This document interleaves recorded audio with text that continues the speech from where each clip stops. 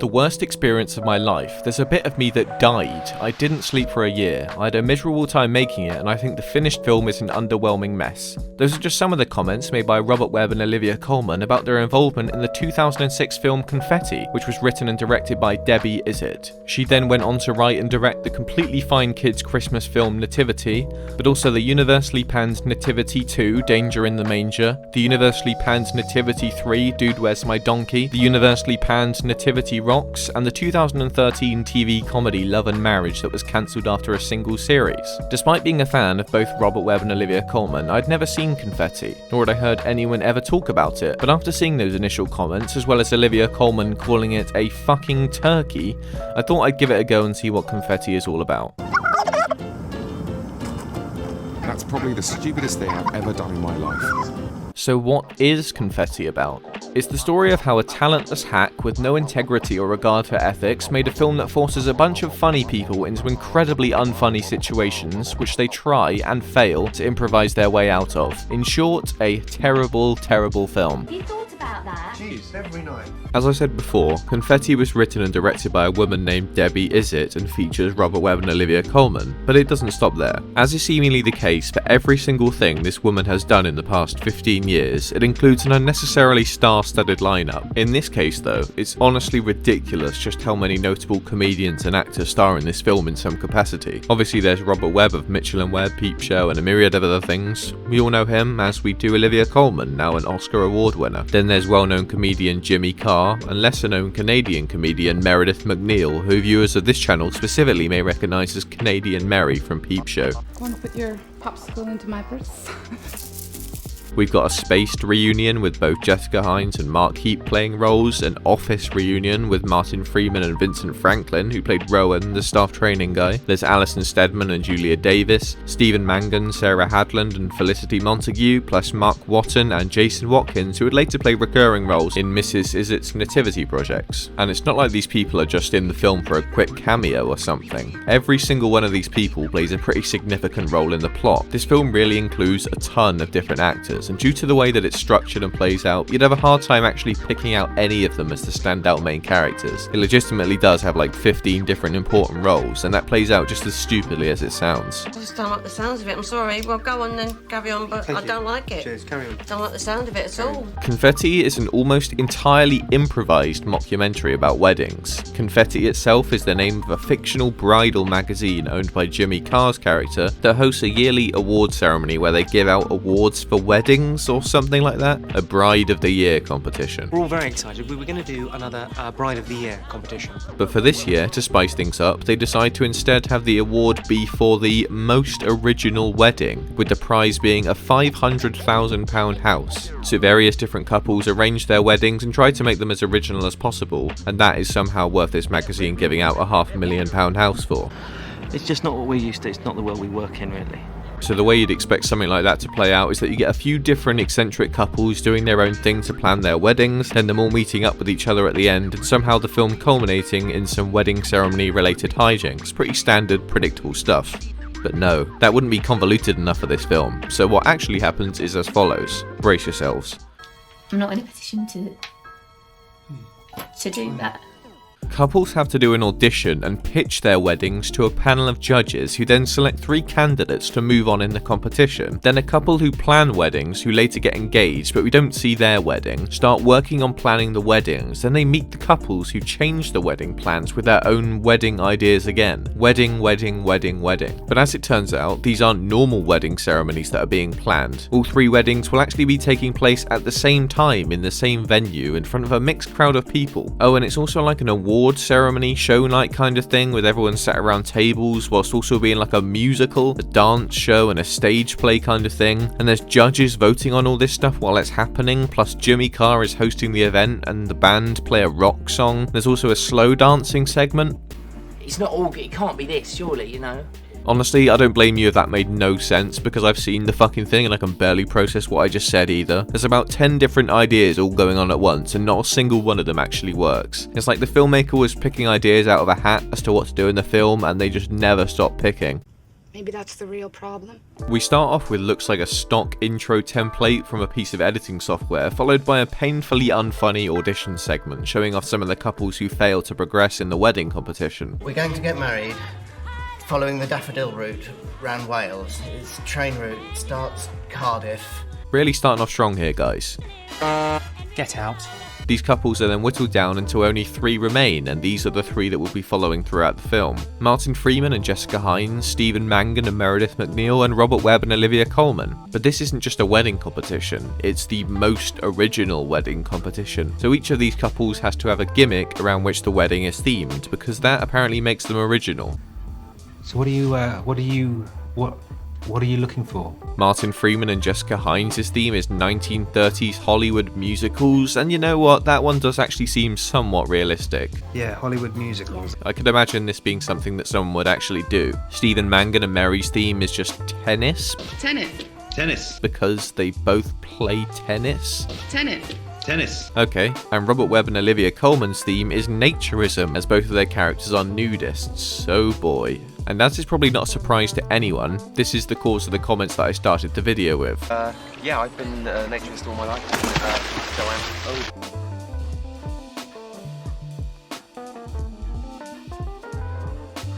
This film doesn't play around with the nudity, but rather just straight up has them be fully naked in about half of the scenes they're in. No beating around the bush, no funny setup, boom.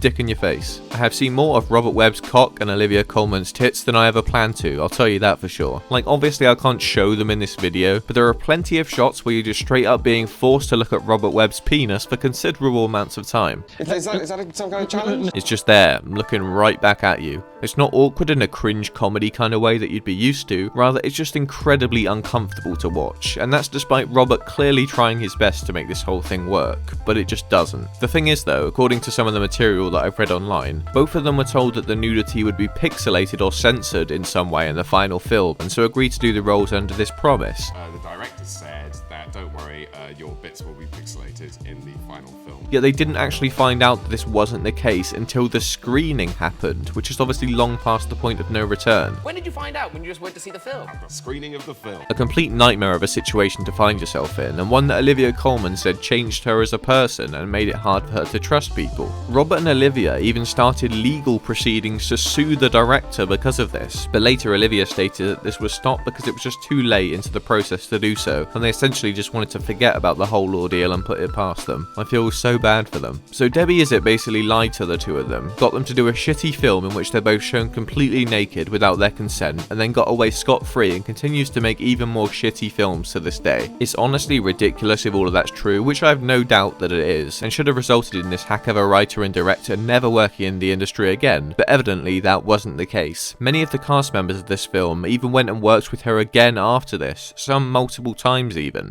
Well, I just think that completely sucks. I mean, that whole thing is rubbish.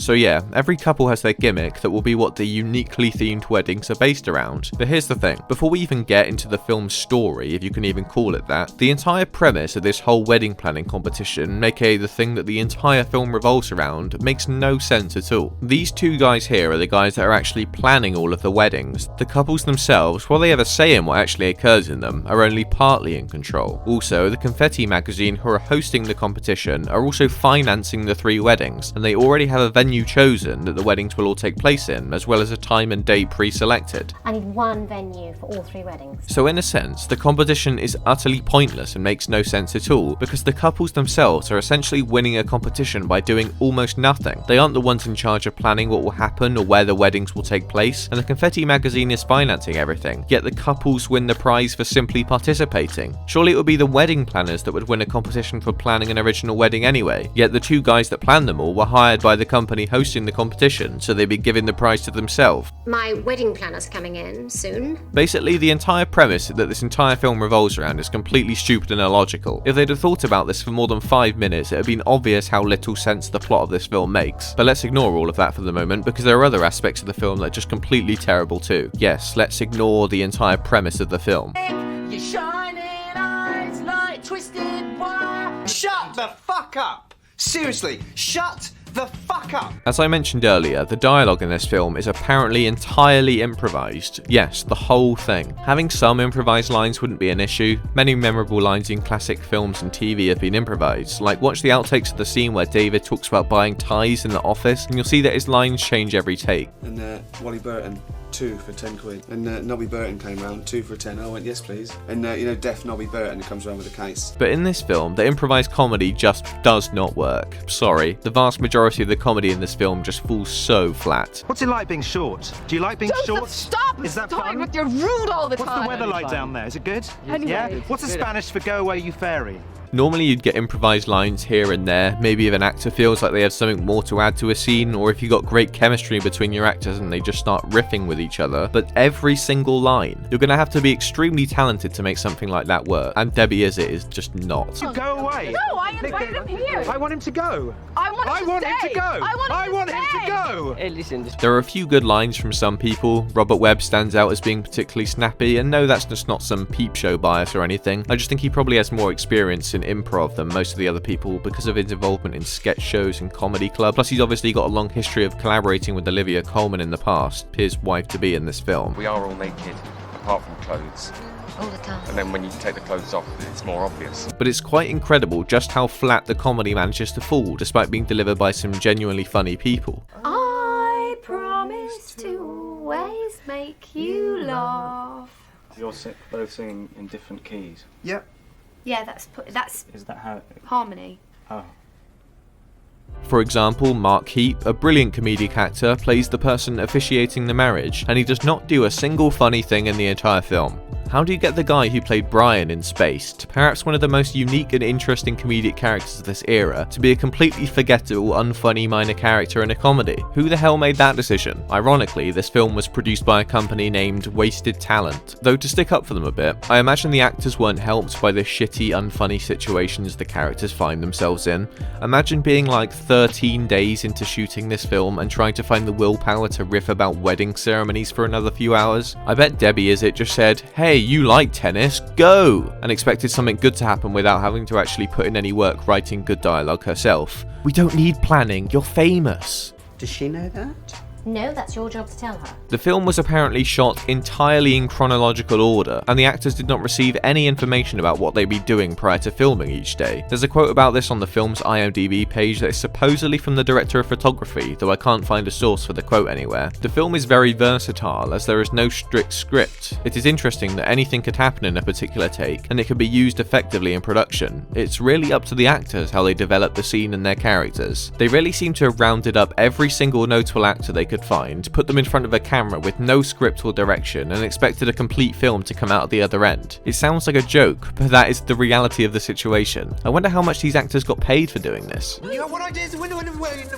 Not putting in any work seems like a consistent theme throughout this film. It's lazily broken up with these countdown transitions that look like stock effects in a crappy editing program. And there is no attempt at all to keep the structure of the film interesting. Scene with the Hollywood couple that goes on for far too long, scene with the nudist couple that goes on for far too long where Robert Webb gets his knob out, scene with the tennis couple that goes on for far too long, repeat, in order. It's such a lazy way to do this idea. None of the couple stories are intertwined at all. I don't know if you'd noticed it and you wanted to change, maybe you didn't notice it, but I know you're a perfectionist and I would have thought you might want to change it. The way that it's shot is also really poorly done. The film is styled as a mockumentary, which is a style that I love, and there is ample material around that Mrs. Izzet could have used to familiarise herself with how a mockumentary should work. Maybe a little old show named The Office that some of her cast are in. I hear that's quite good. Yet it seems very little effort was made to make this actually feel like a proper mockumentary. I'd say about half the time maybe. It does feel somewhat like a mockumentary, albeit a poorly made one. You have shots like this at a wedding fair that do feel genuine and like something you'd see in a real documentary. The camera is in a place that makes sense and is filming reactions in a rather incognito way. Good job. Well, maybe not good job, more of an at least you tried, because the camera work is still terrible. Mockumentary isn't shorthand for don't even bother to make sure that the person you're trying to film is properly in frame, but at least some of the shots do feel like they're from a mockumentary. Oi! I'm watching. Yet at other times it feels like they just completely forgot that it was supposed to be filmed like this, and have shots that do not look like they fit with this style at all. Like, look at this dancing scene. It's so incongruous with a mockumentary. Something that's even more obvious though, is that right at the start of the film, in the bit where the unsuccessful couples are auditioning, they seemingly change how the film is supposed to be shot multiple times. In this shot here, the camera is at the end of the table and the couples are ignoring it and looking across the table towards Jimmy Carr. Then here, they're talking directly to the camera and Jimmy Carr is replying as though they're talking to him. Next. What's going on there? Did the director just decide to make it a mockumentary right on the spot or something? I honestly think she's just chosen the mockumentary format because it makes it easier for her to film and direct. No need to worry about where the camera is or keeping shots consistent when you can have the camera operator just barge around the place doing whatever the hell they please and pass off any inconsistencies with, oh, it's supposed to be a real documentary. Same with the editing too. Why bother cutting out this take where Olivia Colman clearly starts laughing in the background out of character when you could just pretend it's part of the documentary? It's just embarrassing.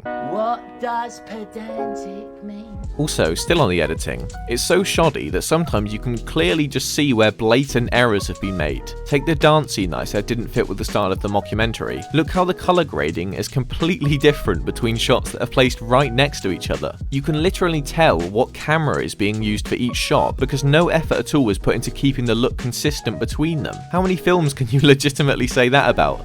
A film that you can literally tell what camera each shot was done on because they look completely different. Truly a work of art. But enough about that. Everyone is clearly very interested in Confetti's fantastic story, so I'll get onto it. And we want to show you what we've come up with. Each of the three couple stories are mostly separate and unrelated until the final day of the wedding, aside from the fact that they all interact with the two wedding planner guys and the judges a few times each. Although now thinking about it, I'm not sure stories is really the right word to use. As strange as it may sound, considering how convoluted and unnecessarily over the top certain aspects of this film are, nothing really even happens in it. There are a few hiccups along the way for certain characters, but they never really amount to anything, and so there isn't really much explaining that can be done. Let's give him a chance, I suppose.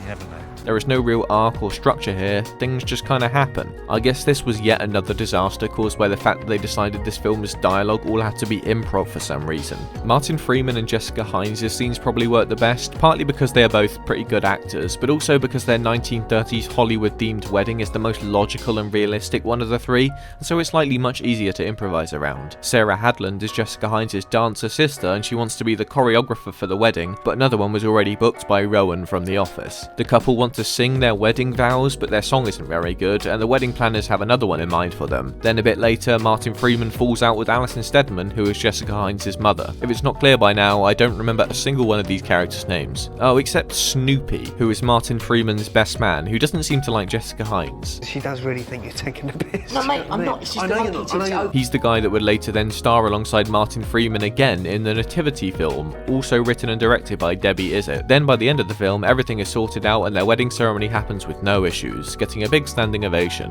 How very interesting. Robert Webb and Olivia Colman, despite having the whole naturist thing, really don't do much either. They're the pair that get the least amount of time spent on them throughout the film. The magazine doesn't want them to be naked for the wedding, and Olivia Colman has doubts about it too. Then they go to a meeting where Robert gets his cock out yet again, but then as expected, everything sorts itself out and things go fine at the end anyway, and they do end up doing the ceremony naked in front of everyone. Sorry, Olivia and Rob.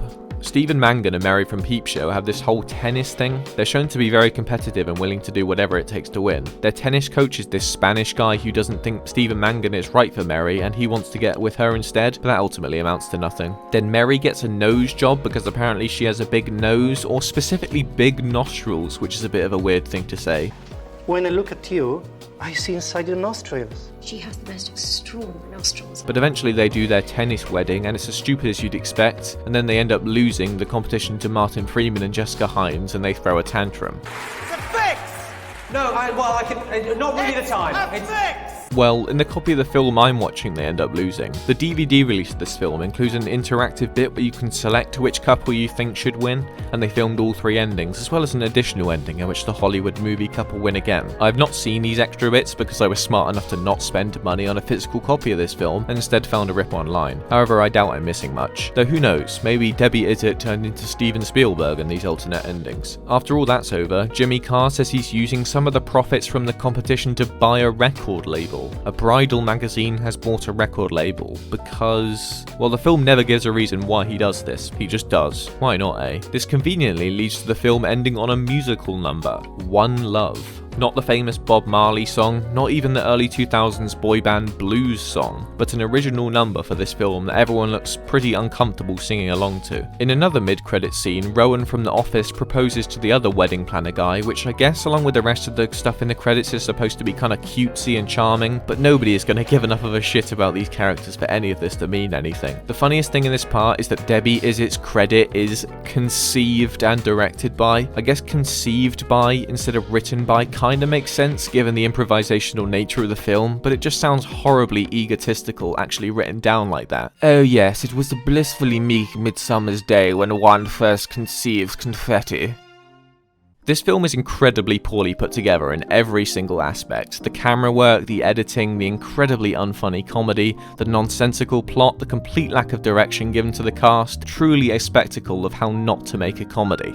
However, this film does not have completely terrible reviews. It has a 5.7 on IMDb with almost 5,000 ratings, a similar critic score on Rotten Tomatoes, and thankfully a lower audience score, but you've got a sizable amount of people who genuinely seem to think this film is a masterpiece. 10 out of 10, touching, romantic and greatly hilarious, Richard Curtis is dead. 10 out of 10, fantastic mockumentary, much like Christopher Guest films. But my favourite review has to be an IMDb review from a guy named Mike. Oh, Mike. 10 out of 10, excellently thought out, hilarious film. I found Confetti to be an excellent all-round, sarcastic, funny film. It is a refreshingly new idea for a film. I can only compare it to Lock, Stock and Two Smoking Barrels in that it was a new style of English film that people were not sure about until they actually had seen it. After they had seen the film, they could talk about nothing else. This will be a master film for others to copy the idea, and I'm sure they will. As with all films, the ending is the best, but actually not getting bored before you get there is the key. And with all the funny parts in this film, you sure don't get bored. This film will bring out a number of emotions out in all who watch it, from extreme laughter to overwhelming tears. So I would recommend you all watch this film, but don't forget the hankies. What the fuck are you talking about, Mike? You can only compare it to Lock, Stock and Two Smoking Barrels? The film was all anyone could talk about? Extreme laughter to overwhelming tears? By the way this guy is talking about confetti, I don't think those hankies he says to have on hand will be used to dry his eyes. Just to clarify, you do mean... Yes.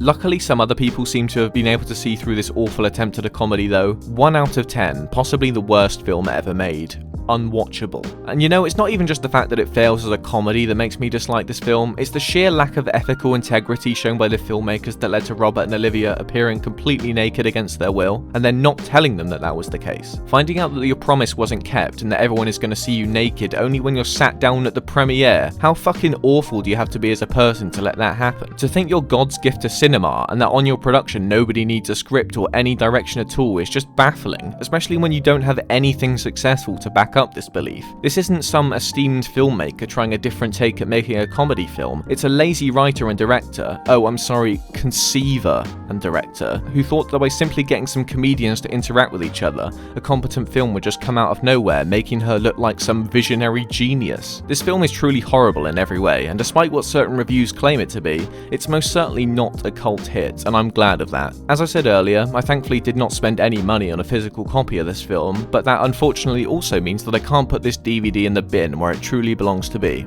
But I can do this.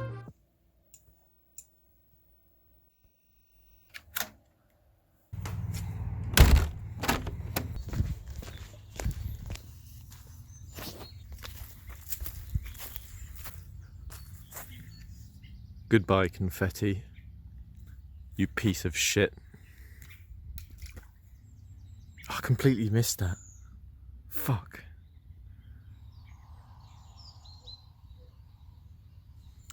Also, thank you for 10,000 subscribers. Yay.